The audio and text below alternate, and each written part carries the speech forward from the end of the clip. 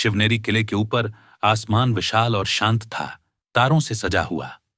एक हल्की सी ठंडी हवा पत्थरों की गलियों से होकर गुजर रही थी।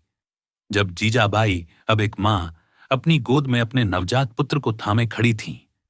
सारी दुनिया सो रही थी, लेकिन वह नहीं। आज रात नहीं। वह किले की प्राचीर तक चली आईं, जहां पहाड़ियां सितारों से मिलती थीं। शिवाजी ने उसकी बाहों में हलचल की। उसकी नन्ही उंगलियां उनकी साड़ी की सिलवटों से उलझ गईं। उन्होंने अपने पुत्र को देखा, और वहां केवल एक शिशु नहीं देखा, बल्कि एक भविष्य का राजा, धर्म का रक्षक और पीड़ितों के लिए प्रकाश देखा। नीचे धरती शांत थी, लेकिन जीजाबाई के हृदय में अब भी लोगों की चीखें गूंजती थीं। लूटे गए किसान, जले हुए मंदिर, विदेशी हाथों से छीनी गई अस्मिता। उन्होंने यह सब देखा था, और बहुत पहले, इस रात से भी पहले, उन्होंने यह संकल्प लिया था कि उनका पुत्र कभी भी भय में नहीं पलेगा।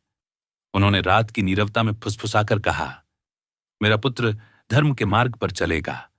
वह अत्याचारियों की सेवा नहीं करेगा, वह जनता की सेवा करेगा, और देवता उसके साथ चलेंगे।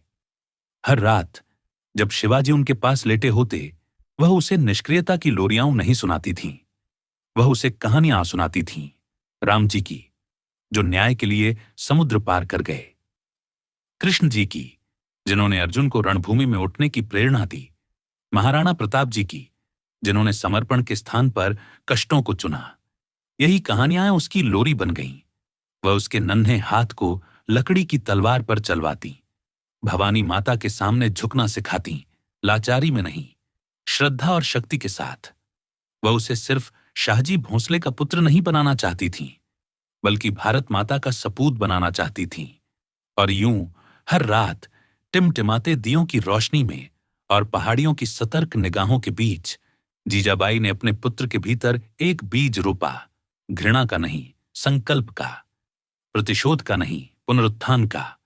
वह बीज उनके ज्ञान से सींचा गया, उनके अटल विश्वास से प्रकाशित हुआ।